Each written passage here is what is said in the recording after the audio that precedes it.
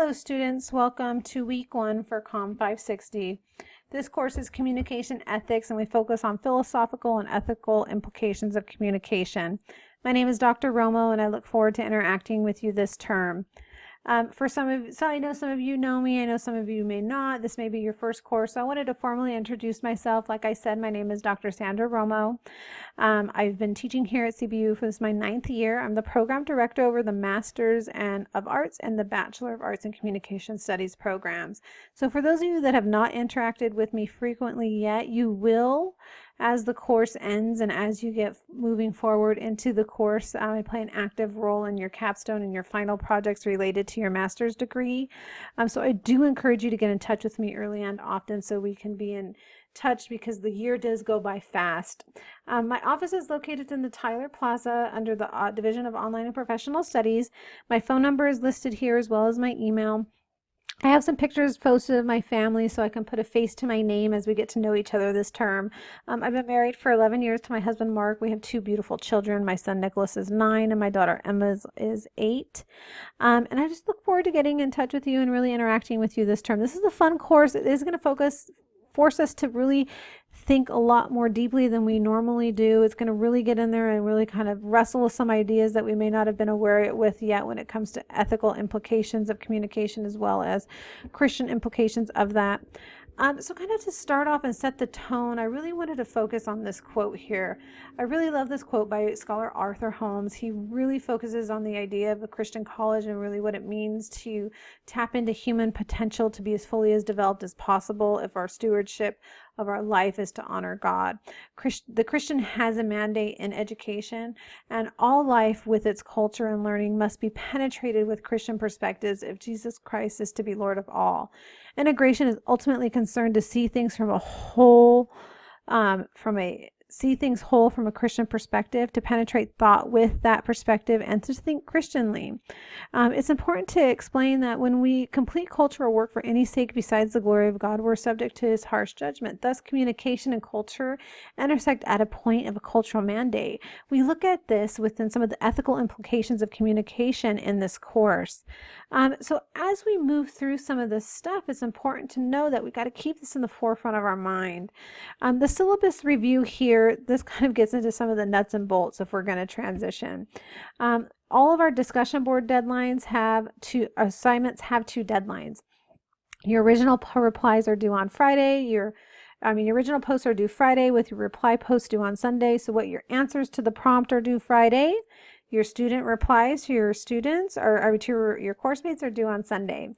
You always have to reply to at least 2 students, and you need to make sure that you check out right now what the week 8 deadlines are for the course. Week 8 has different deadlines than the majority of the course. All assignments are due on Sunday with the exception of discussion boards. Those are due Friday, and in week 8 everything kind of gets turned upside down.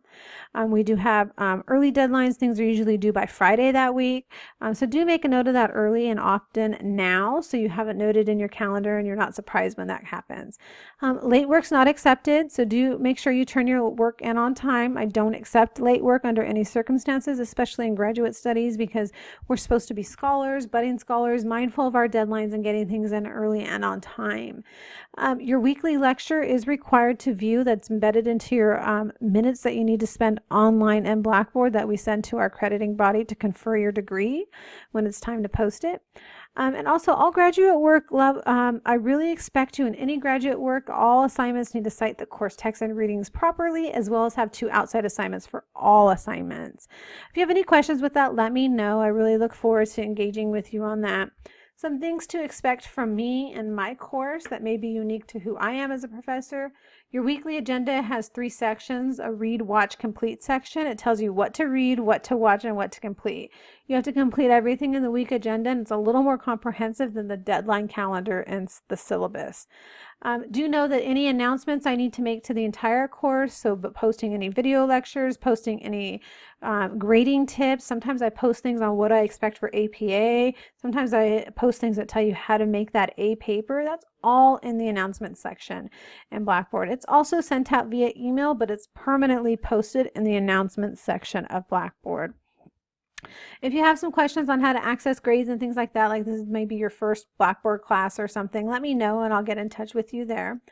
This week we're reading chapter 1 and 2 of our course text. We're also reading a logic and ontology handout that is attached in the week 1 agenda that deals with some philosophical perspectives of ethics related to logic and ontology. You're watching a video on introduction to ethics as well as a video on ontology. You're posting your discussion one post on Friday with the reply post on Sunday, and your philosophical reflection number 1 assignment is due on Sunday as well.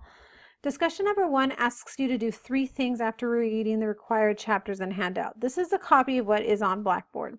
Your post will be no less than 400 words. The first thing you're going to do is describe different understandings of what it means to live a good life based on the perspectives of several different people you met in the past month. How does this relate to the necessity of communication ethics?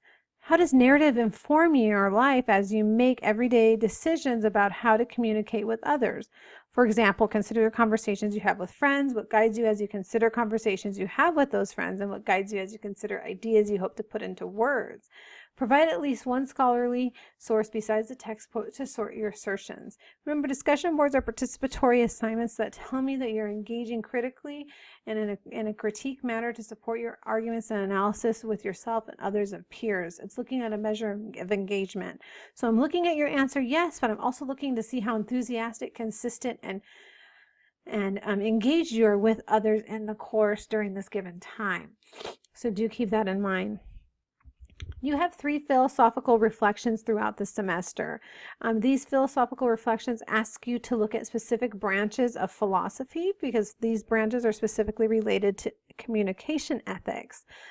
So as we look at this, it's important to know that you will be writing approximately 3 pages in APA with APA formatting and citations and utilizing at least 2 outside sources to complete the 4 things listed below. You're going to explain the general idea of ontology, and if you're not sure what that is yet, that's okay. Once you do that, you're going to describe in detail all the tenets of this philosophical branch and how it relates to philosophy and ethics. You'll describe and explain the intersection and relationship of communication and ethics from an ontological perspective, as well as providing examples of how they intersect and relate to each other. You're also going to find a scholarly paper or research study that uses ontology in one particular way. It does not have to directly relate to communication, but that's obviously encouraged. But if you're, doing as much as you can to research it and you can't find the ontological and communication research paper, that's fine. As long as it has ontology in there, you're going to be okay. You're going to provide a reflection on the study and how it relates to the philosophical branch described in the paper. You're also going to provide at least 2 outside sources to support your information. And all information must be formatted in complete APA format. So if you have any questions with that, let me know. Don't freak out on the word ontology if you're not sure what that is or you haven't interacted with it frequently. We're going to have this in our lecture today, and all the course content relates to it as well. So if we look at communication ethically, we need to know that communication is the act of sending and receiving messages for the purposes of creating meaning, and with the understanding that communicators are influenced by their direct experience, their knowledge, their perception of reality, their values, and intended end result of a transmission to ultimately create a shared belief. So all of these tenets of this idea of looking at communication ethically have the 4 philosophical branches we'll be looking at during the first half of this course.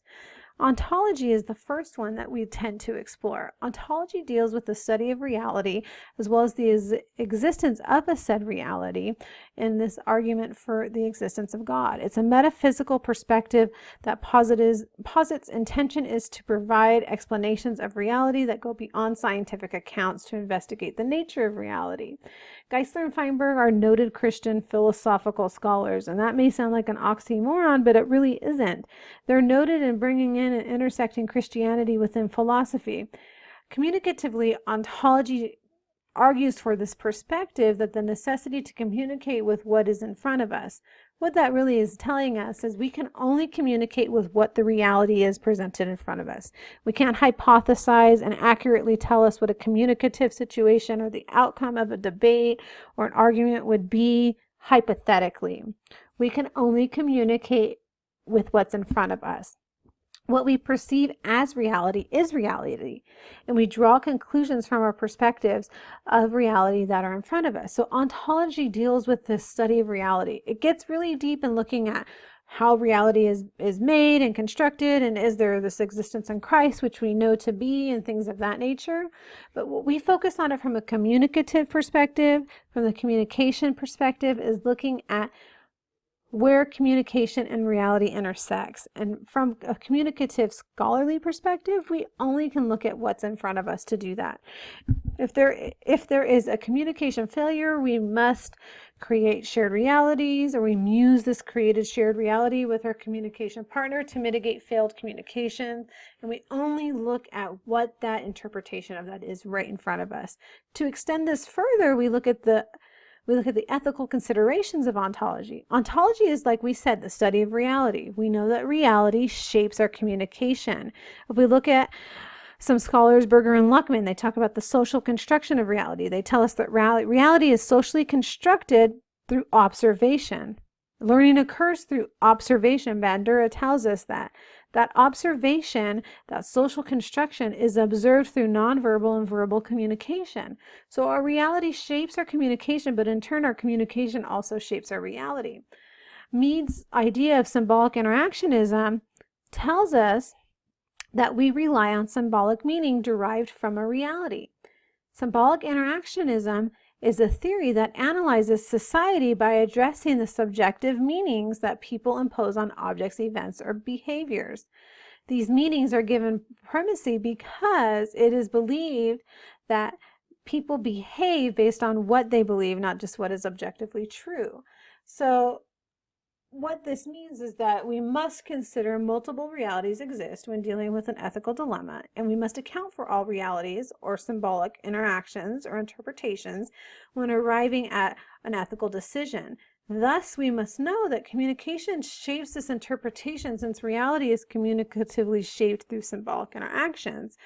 When we say symbolic interactions are subjective, we mean that these meanings changed based on what people assign to these meanings. So if I believe this object has this particular meaning, that's my own particular symbolic interaction I believe that this particular object or event or behavior has. That may differ from person to person. So there's ethical considerations to consider when that happens. When we look at that ethically, we must consider and identify that we know multiple realities exist when dealing with these dilemmas, and have to account for those realities or interpretations when we're arriving at ethical decisions. We have to know there has to be multiple implications. So it tells us right there that communication shapes all ontological interpretations or considerations when it comes to ethical perspectives. I know it's a lot to sink in, but kind of think about that this week as we move through some of our assignments, especially our philosophical reflection. When we look at the week 1 agenda, please know that we are reading chapter 1 and 2, as well as the logic and ontology handout. We're watching an introduction to ethics video, as well as a video on ontology. We're completing discussion board number 1. Our original post is due Friday, with our replies due on Sunday, and our philosophical reflection number 1 is due on Sunday as well. If you have any questions, let me know. I look forward to interacting with you this week, and I pray you all have a blessed week. God bless.